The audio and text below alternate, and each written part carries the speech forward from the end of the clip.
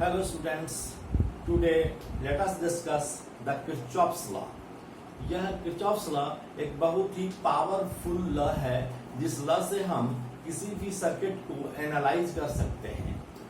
यहाँ देखिए कि हमने दिखाया है ये चार कैपेसिटर है C1, C2, C3, C4 और इसमें एक ब्रिज भी है C5, CD के बीच लगा हुआ है C5 और इसको हमने बैटरी से जोड़ दिया है जो 20 वोल्ट का है। हम देख रहे हैं कि किरचॉफ्स लॉ दो हिस्सों में हम बांट रहे हैं। यहाँ एक पहला लॉ आप समझिए law of conservation of charge है और दूसरा लॉ जो है यह पोटेंशियल डिफरेंस से संबंधित है कि किसी क्लोज लूप में नेट पोटेंशियल डिफरेंस 0 होता है। Net potential difference across a close loop is 0। ये दो लॉ है। फर्स्ट लॉ के दो पार्ट हैं और फर्स्ट लॉ मुख्यतः है law of conservation of charge. अब देखिए ये फर्स्ट लॉ में दोनों पार्ट क्या कहता है। पहला पार्ट कहता है कि बैटरी का दोनों टर्मिनल समान मैग्नीट्यूड का चार्ज सप्लाई करता है, यानी सोर्स ऑफ चार्ज है ये बैटरी। तो ये बैटरी जो है यह समान मैग्नीट्यूड का चार्ज सप्लाई करता है। इसका मतलब यह हुआ कि पॉजिटिव टर्मिनल जितने मैग्नीट्यूड का चार्ज यह सप्लाई करेगा, पॉजिटिव चार्ज सप्लाई करेगा, निगेटिव टर्मिनल उतने ही मैग्नीट्यूड का चार्ज सप्लाई करेगा लेकिन निगेटिव सप्लाई करेगा। कहने का मतलब यह है कि यदि यह Q1 और Q2 चार्ज सप्लाई कर रहा हो, पॉजिटिव चार्ज Q1 और Q2 सप्लाई कर रहा हो, ऐसी स्थिति में यह जो बैटरी है यह बैटरी का negative terminal negative charge supply करेगा उतने ही मैग्नीट्यूड का। सपोज कीजिए कि यह -Q3 है, यह प्लस Q या -Q4 है। कहने का मतलब यह है कि इस टर्मिनल पर चार्ज -Q1 है, इस टर्मिनल पर चार्ज -Q2 है, इस पर चार्ज +Q3 है और इस प्लेट पर चार्ज +Q4 है। इस तरह से Q1 और Q2 का सम Q3 और Q4 के सम के बराबर होगा, यह कहता है। पहली बात कि यह पॉजिटिव चार्ज, यह बैटरी का positive terminal positive charge supply करेगा और निगेटिव टर्मिनल उतने ही मैग्नीट्यूड का निगेटिव चार्ज सप्लाई करेगा। पहला पार्ट यह है। दूसरा पार्ट कह रहा है कि किसी आइसोलेटेड सिस्टम में नेट चार्ज कांस्टेंट होता है। आइसोलेटेड सिस्टम का मतलब यह हुआ कि ऐसा सिस्टम जिसमें वह जो बैटरी से भी कनेक्टेड नहीं हो, जो न तो बैटरी से कनेक्टेड हो और न अर्थ से कनेक्टेड हो, उस सभी चार्जेस का सम 0 के बराबर होगा, तभी Q1 + Q2 Q3 + Q4 के बराबर होगा। जैसे जरा सोचिए कि इसको हम डॉटेड लाइन से घेर दे रहे हैं। ऐसा प्लेट, जो प्लेट न तो बैटरी से जुड़ा हुआ है और न अर्थ से जुड़ा हुआ है, तब इस प्लेट के का चार्ज जो है आइसोलेटेड सिस्टम का चार्ज है।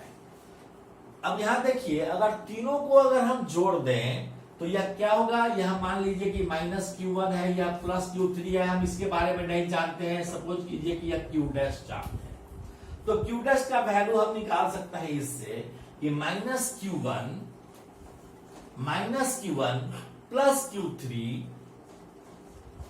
+Q' must be equal to 0 और Q' बराबर होगा Q1 - Q3 के। Q1 - Q3 के Q' बराबर होगा। तो यह बराबर हो गया Q1 - Q3 के, और उतना ही अपोजिट चार्ज इस पर डेवलप हो जाएगा। तो यह क्या हो जाएगा -Q1 - Q3 के। ठीक है। पहली बात क्या है कि इस बैटरी का positive terminal positive charge supply करेगा, negative terminal negative charge supply करेगा। दूसरा बात क्या है कि किसी आइसोलेटेड सिस्टम में जो प्लेट्स हैं, इस प्लेट्स पर चार्ज का सम 0 होगा, अर्थात इसका यह भी मतलब है कि चार्ज जितना यह पॉजिटिव चार्ज सप्लाई करता है उतना ही निगेटिव चार्ज सप्लाई करता है। इसका मतलब है Q1 और Q2 का सम Q3 और Q4 के सम के बराबर होगा मैग्नीट्यूड में। इसको हम अगर लिखें तो फर्स्ट लॉ के पहला के अनुसार हम लिख सकते हैं कि Q1 चार्ज यह दिया पॉजिटिव, Q2 चार्ज दिया इसको पॉजिटिव, इसको माइनस Q3 दिया, इसको माइनस Q4 दिया, और जो भी दिया उसमें Q1 और Q2 का जो सम है वह Q3 और Q4 का सम है। यही law of conservation of charge कहता है। Q1 plus Q2 Q3 plus Q4 के बराबर होगा, and minus Q1 plus Q3 plus Q dashed यह बराबर होगा 0 के। इसका मतलब है Q डैस्ट बराबर हो जाएगा Q1 माइनस Q3 के। यह बात ध्यान से समझना चाहिए। इसके बाद अब हम बताएंगे Kirchhoff's voltage law, second law क्या है। अब देखिए सेकेंड लॉ क्या कहता है कि the potential difference across a close loop is equal to 0। Close loop कौन कौन हो सकता है? तो देखिए ये हो सकता है A C B H J A, या हो सकता है A C D A, यह भी क्लोज लूप हो सकता है। तो किसी भी क्लोज लूप में सभी पोटेंशियल डिफरेंस का सम अलजेब्रिक सम 0 होगा। The potential difference across a close loop is equal to the algebraic sum of potential difference लिखना चाहिए।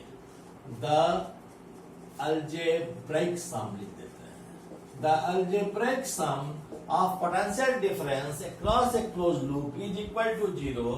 That means in loop A, C, B, H, J, A हम loop लगाएं तो क्या होगा? जैसे जैसे लिखे हैं वैसे आगे बढ़ते हैं। तो हम A से C पर बढ़ते हैं तो A से C के बीच का पोटेंशियल डिफरेंस होगा Q1 by C1। आप जानते हैं कि चार्ज बाई कैपेसिटेंस होता है, तो होगा Q1 by C1। और इसके बाद क्या होगा?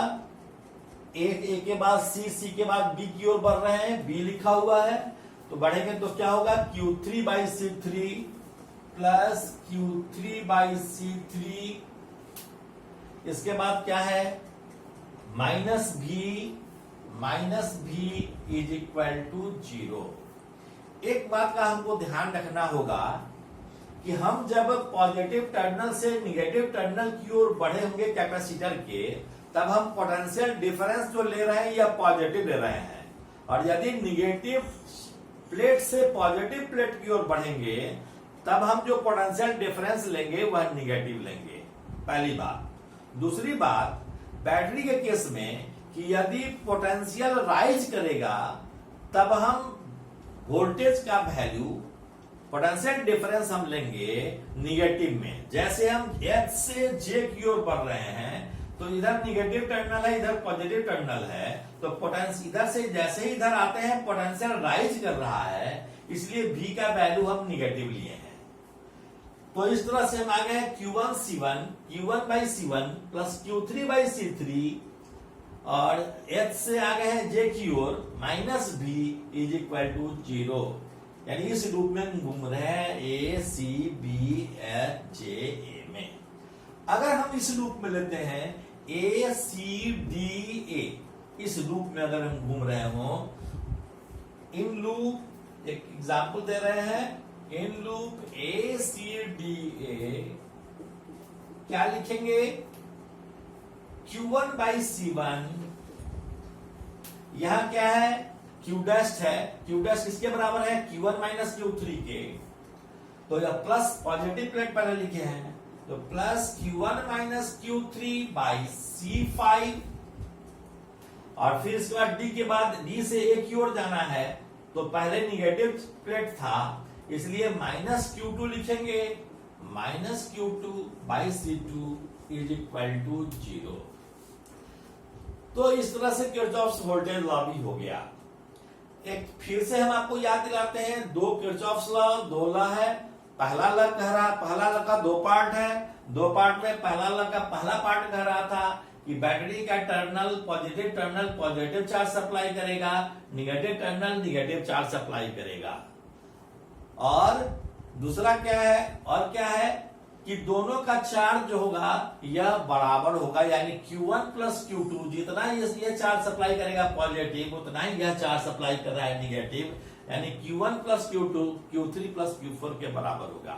और इसके बाद एक लॉ कह रहा है क्या कि किसी आइसोलेटेड सिस्टम में सभी प्लेट्स का चार्ज का सम 0 के बराबर होगा, that is minus Q1 plus Q3 plus Q dash is equal to 0। जब 0 के बराबर करेंगे तो इससे Q डैश का वैल्यू निकल जाएगा। इस तरह से यह पहला लॉ हो गया, पहला लॉ का दोनों भाग हो गया। और दूसरे लॉ में हमने कहा कि the algebraic sum of all the potential difference across a close loop is equal to 0। ये दोनों चीज, ये दोनों लॉ याद रहेगा, तब हम ऐसी स्थिति में कोई भी प्रॉब्लम कर सकते हैं। अब हम प्रॉब्लम करके आपको दिखा रहे हैं। आइए देखें, एक प्रॉब्लम है। यहाँ 3 कैपेसिटर है, 2 माइक्रोफैराड का, 4 माइक्रोफैराड का और 6 माइक्रोफैराड का। ये जो कैपेसिटर्स हैं जुड़े हुए हैं 2 बैटरी से। एक बैटरी 10 वोल्ट का है, दूसरा बैटरी 20 वोल्ट का है। 10 वोल्ट का बैटरी का लेफ्ट टर्मिनल पॉजिटिव है, यह टर्मिनल निगेटिव है। यहाँ देख रहे हैं कि राइट टर्मिनल पॉजिटिव है, लेफ्ट टर्मिनल निगेटिव है। अब हम देखेंगे इसको हम कैसे बनाएंगे, स्टेप्स कैसे लेंगे।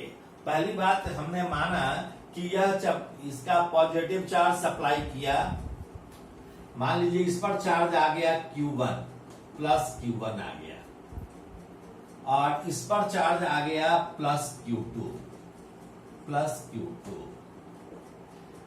इसका मतलब होगा कि यह पॉजिटिव चार्ज सप्लाई कर रहा होगा और यह निगेटिव चार्ज सप्लाई कर रहा होगा, यह भी पॉजिटिव चार्ज सप्लाई कर रहा होगा, यह निगेटिव चार्ज सप्लाई कर रहा होगा। तो हमने मान लिया कि इस पर चार्ज Q आ गया, Q चार्ज आ गया। हमने मान लिया कि Q चार्ज इस पर आ गया। इस पर माइनस Q1 होगा, यहाँ इस प्लेट पर माइनस Q2 चार्ज है। अब हम आइसोलेटेड सिस्टम में देखते हैं। सपोज कीजिए कि यह पॉजिटिव चार्ज है, प्लस Q चार्ज है। अब हम इस आइसोलेटेड सिस्टम में, ये देख रहे हैं, ये आइसोलेटेड सिस्टम बना। कैसे बना? क्योंकि ये तीनों कैपेसिटर के ये प्लेट और यह प्लेट न बैटरी से कनेक्टेड है और न अर्थ से कनेक्टेड है।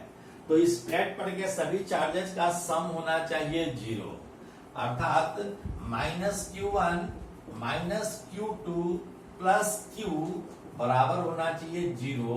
इसलिए Q का वैल्यू होगा Q1 प्लस Q2। तो इसका वैल्यू हो गया Q1 प्लस Q2, तो इसका वैल्यू हो गया माइनस Q1 प्लस Q2। ये हम इस तरह से चार्ज का पहले डिस्ट्रीब्यूशन कर लिए हैं, पाल लिए हैं Q1 और Q2। अब हम किरचॉफ्स लॉ लगाएंगे, इस लूप में लगाएंगे और इस लूप में लगाएंगे। तो पहले इस लूप को मान लेते हैं, यह A है, यह B है, यह C है, यह D है, और इसको मान लेते हैं कि यह E है, यह F है। तो पहले लूप में देखें। नाउ अब हम लगाते हैं Kirchhoff's voltage law in loop A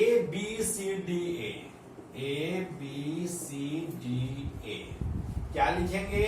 Q1 by 2, potential difference क्या होता है? Charge by capacitance, Q1 by 2 plus Q1 plus Q2 divided by 6, क्योंकि हम A B C D ये लूप ले रहे हैं, इसलिए Q1 प्लस Q2 बाई 6 लिखेंगे। माइनस 10 बराबर है 0। So Q1 by 2 plus Q1 by 6 plus Q2 by 6 is equal to 10। और यदि इसका हम एलसीएम लेंगे तो यह एलसीएम हो जाएगा 12, और 12 जब हो जाएगा तो हम लिखेंगे 6Q1 plus 2Q1 8Q1 by 12, और 8Q1 बाई 12 जब हम लिखेंगे तो लिखेंगे इसको 2Q1 बाई 3 के रूप में लिख सकते हैं, इस दोनों को जोड़कर, plus Q2 by 6 is equal to 10। एक इक्वेशन बन गया। अब दूसरा इक्वेशन हम बनाते हैं इस लूप में B E F C B। Now in loop B E F C B, इस लूप में हम लेंगे तो B से E की ओर बढ़ रहे हैं तो पहले माइनस Q चार्ज है, minus Q2 by 4, minus Q2 by 4 plus 20 minus Q1 plus Q2 divided by 6 is equal to 0। So हम लिख सकते हैं minus Q1 by 6 plus minus Q1 by 6 minus Q2 by 6 minus Q2 by 4 is equal to minus 20। तो हम सबको plus कर देते हैं, तो यह भी प्लस, यह भी प्लस, यह भी प्लस हो जाएगा। अब हम इसको इक्वेशन 2 सिंप्लीफाई करेंगे, इसको इक्वेशन 2 लिखेंगे और दोनों को इक्वेट करके साइमल्टेनियस इक्वेशन बनेगा। इससे हम Q1 Q2 और Q1 प्लस Q2 का वैल्यू निकाल लेंगे। ओके, तब हमारा दूसरा इक्वेशन जोड़ने के बाद हो जाता है Q1 by 6 plus 5Q2 by 12 is equal to 20। पहले से इक्वेशन 1 कितना था, 2Q1 by 3 plus Q2 by 6 is equal to 10। यह इक्वेशन 1 था। दोनों इक्वेशन, दोनों साइमल्टेनियस इक्वेशन लीनियर इक्वेशन है, तो दोनों इक्वेशन को सॉल्व करके Q1 का वैल्यू निकाल दीजिए। Q1 हो गया 10 बाई 3 माइक्रोकूलम और Q2 हो गया 140 बाई 3 माइक्रोकूलम। तो आप बता सकते हैं कि Q चार्ज, Q का वैल्यू क्या होगा। Q का वैल्यू है Q1 प्लस Q2 के बराबर, तो Q बराबर हो जाएगा Q1 plus Q2। This is equal to 150 by 3 and this is equal to 50 microcoulomb. This is your answer. ये आपका आंसर है।